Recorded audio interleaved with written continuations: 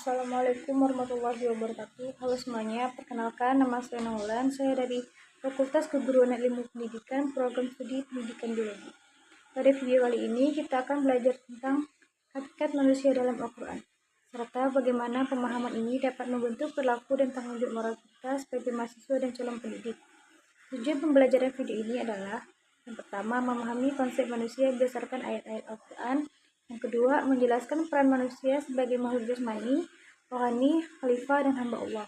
Yang ketiga, menunjukkan bagaimana konsep tersebut dapat diterapkan dalam perilaku sehari-hari. Baik, mari kita mulai pembahasannya.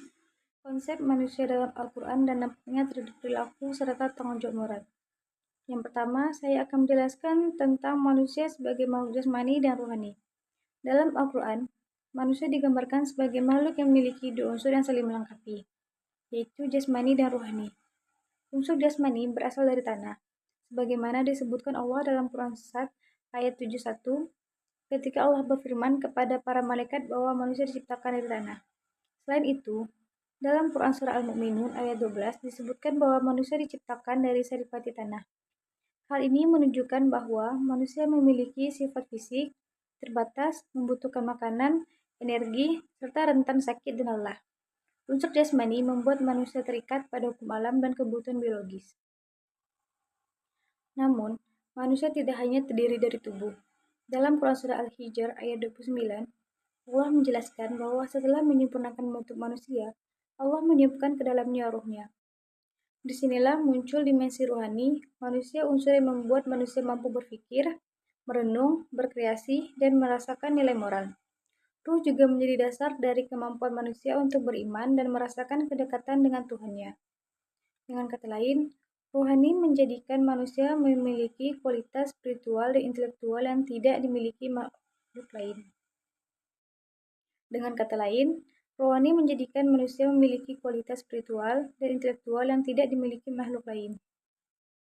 Contoh kontekstual bagi mahasiswa.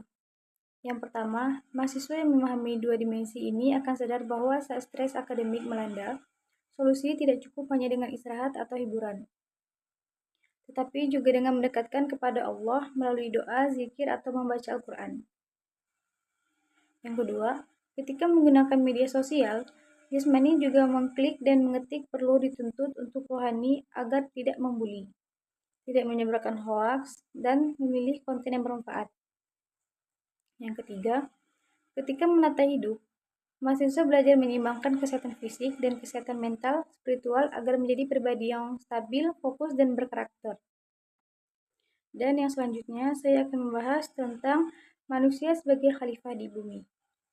Selain sebagai makhluk jasmani dan rohani, Al-Quran menjelaskan bahwa manusia memiliki tugas mulia sebagai khalifah, yakni pemimpin, penjaga, dan pengelola bumi. Dalam Al-Quran Surah Al-Baqarah ayat 30, Allah menyatakan bahwa manusia diangkat sebagai khalifah di bumi. Sebagai khalifah, manusia harus menjaga ketertiban, melestarikan lingkungan, membangun sosial yang baik, serta berperilaku jujur dan amanah. Tanggung jawab ini tidak hanya dilaksanakan oleh para pemimpin negara, tetapi juga oleh setiap individu, termasuk mahasiswa. Contoh kontekstual bagi mahasiswa.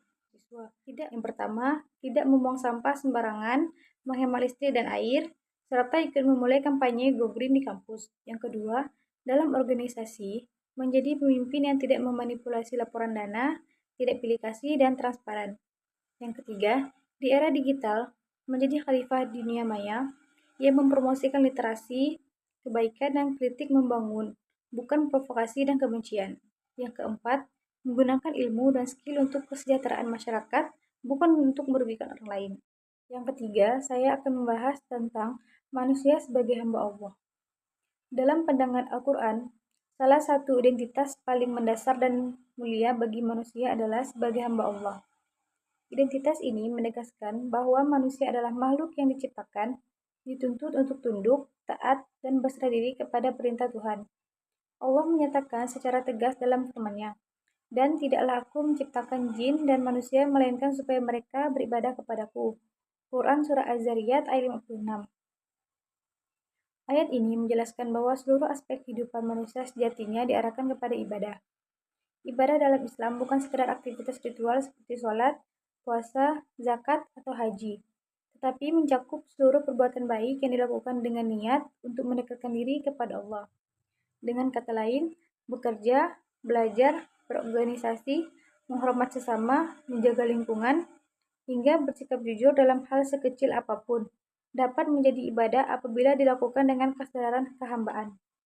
Dalam konteks kehambaan ini, Rasulullah SAW memberikan panduan penting melalui sabdanya, mukmin yang kuat lebih dicintai Allah daripada mukmin yang lemah. Hadis riwayat Muslim. Kekuatan yang dimaksud bukan hanya kekuatan fisik, tetapi juga kekuatan iman, karakter, mental, moral, intelektual, dan keteguhan hati.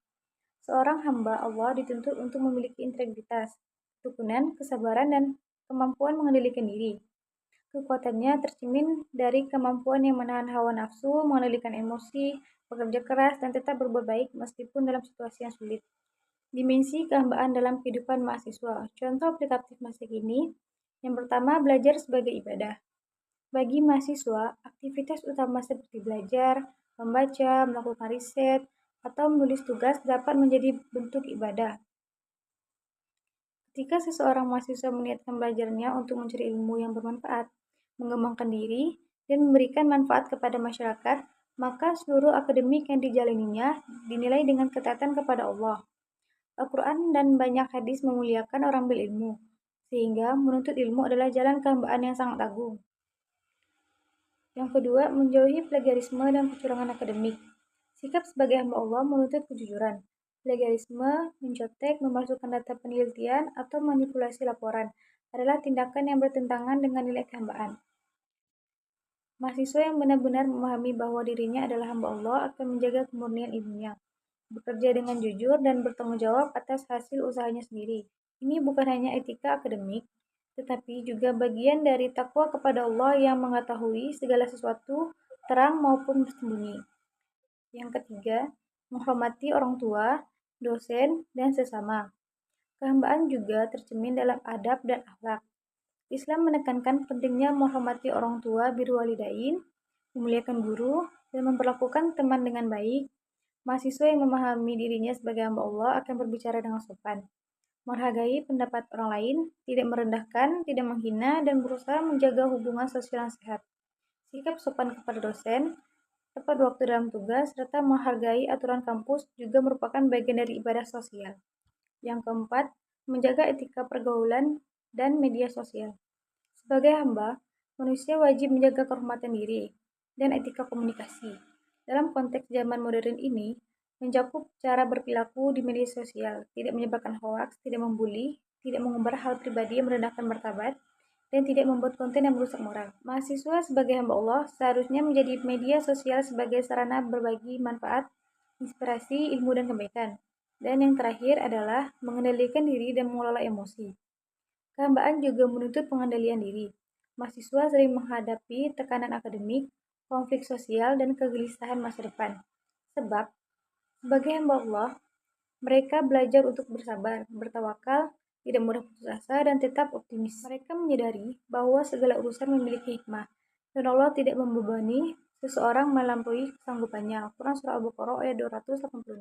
Yang berikutnya saya akan membahas tentang makna kehambaan bagi pembentukan perilaku dan tanggung jawab moral.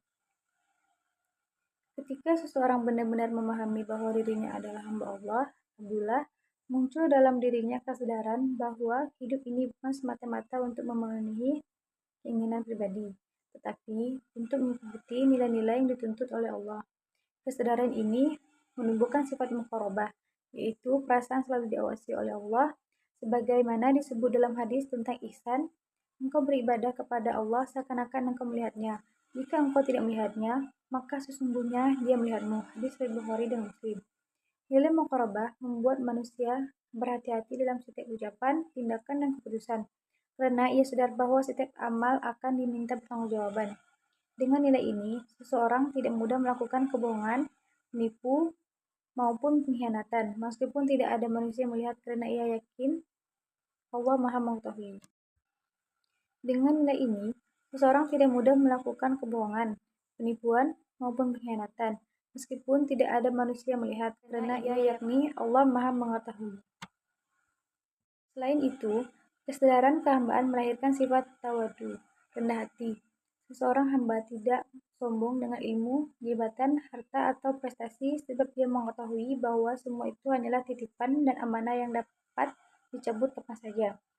Mahasiswa yang memiliki kesadaran kehambaan tidak merendahkan teman lain yang akademiknya lebih rendah, tidak arogan dalam organisasi, dan tidak menggunakan kemampuan digitalnya untuk merugikan orang lain. Juga membuat seseorang memiliki self-control, mampu mengendalikan hawa nafsu, amarah, dan perilaku impulsif, terutama di era media sosial yang memancing emosi, perdebatan, dan perilaku tidak etis.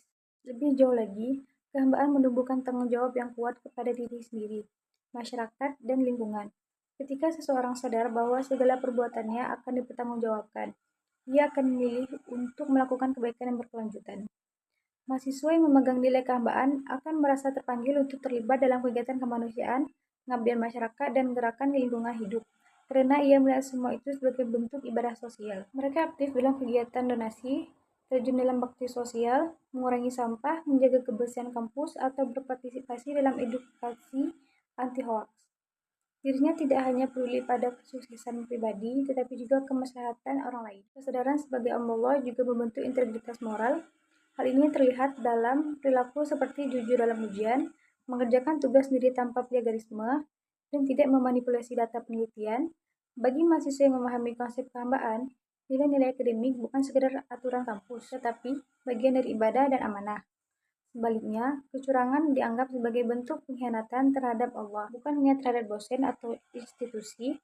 Inilah yang membuat kehambaan menjadi fondasi etika yang kuat. Ia mendorong konsistensi antara keyakinan dan tindakan.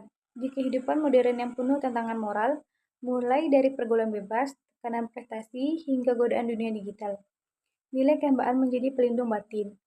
Kehambaan membuat seseorang selektif dalam memilih teman, konten media sosial, hiburan, dan gaya hidup. Ia menjaga kehormatan diri, tidak mudah larut dalam tren yang merusak. Di kehidupan modern yang penuh tantangan moral, mulai dari pergaulan bebas, tekanan prestasi, hingga godaan dunia digital, nilai kehambaan menjadi pelindung batin. Kehambaan membuat seseorang selektif dalam memilih teman, konten media sosial, hiburan, dan gaya hidup. Ia menjaga kehormatan diri, tidak mudah larut dalam tren yang merusak, dan tetap berpegang pada nilai-nilai Islam meski lingkungan sering menormalisasi perilaku yang keliru. Kesadaran ini menjadikan dirinya lebih tenang, stabil, dan fokus karena ia memiliki kompas spiritual yang jelas. Demikian, identitas sebagai hamba Allah bukanlah konsep teologis yang abstrak, tetapi landasan hidup yang membentuk akhlak, karakter, kedisiplinan, empati, kepedulian sosial, dan integritas moral, menjadikan manusia lebih manusiawi, lebih bermakna, dan lebih bermanfaat lagi bagi lingkungannya. Bagi mahasiswa, inilah yang menjadikan masa studi bukan hanya perjalanan akademik, tetapi perjalanan spiritual menuju pribadi yang matang, bertanggung jawab, dan diridhoi Allah. Kesimpulannya, manusia dalam Al-Quran memiliki dua kedudukan utama, sebagai khalifah yang bertugas memakmurkan dan menjaga bumi, serta sebagai hamba Allah yang diciptakan untuk tunduk, taat, dan beribadah kepadanya. Quran Surah Al-Zariyat ayat 56. Dua identitas ini membentuk cara pandangan manusia terhadap diri dan kehidupannya, sehingga melahirkan perilaku yang berintegritas, jujur, disiplin, peduli lingkungan, dan bertanggung jawab secara sosial. Bagi mahasiswa masa kini, pemahaman ini menjadi fondasi moral dalam belajar, berperilaku di dunia digital, serta berkontribusi dalam masyarakat. Dengan menyeimbangkan peran sebagai hamba dan khalifah, manusia dapat menjadi pribadi yang berakhlak mulia, bermanfaat bagi sesama, dan selalu terhubung dengan nilai-nilai ilahi dalam setiap langkah kehidupan. Sebagai penutup, memahami bahwa manusia adalah hamba Allah memberikan kita arah yang jelas dalam menjalani kehidupan. Kehambaan bukan sekedar teori, tetapi sebuah kesadaran mendalam bahwa setiap langkah, setiap pilihan, dan setiap mana harus dijalankan dengan penuh keikhlasan. Dan ketika kita menempatkan Allah sebagai pusat pengabdian, maka perilaku kita akan lebih jujur, hati lebih tenang, dan hidup terasa lebih bermakna. Semoga pemahaman tentang kehambaan ini menguatkan karakter kita sebagai mahasiswa dan generasi muda yang berintegritas, beradab, serta peduli dengan lingkungan sosial. Mari kita terus memperbaiki diri, meningkatkan ibadah, dan berkontribusi untuk kebaikan masyarakat sebagai bentuk nyata pengabdian kepada Allah. Semoga Allah memberikan kita kekuatan untuk istiqomah dalam kebaikan. Wassalamualaikum warahmatullahi wabarakatuh.